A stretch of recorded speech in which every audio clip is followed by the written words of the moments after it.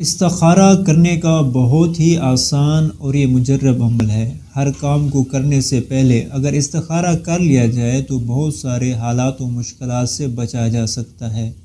اب آتے ہیں استخارے کے عمل کی طرف۔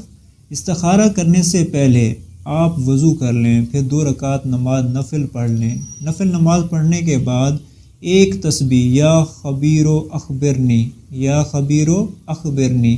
کی پڑھ لیں، پھر 2 منٹ خاموشی میں اپنی آنکھیں بند کر لیں اور پھر اپنے دل پہ توجہ کریں۔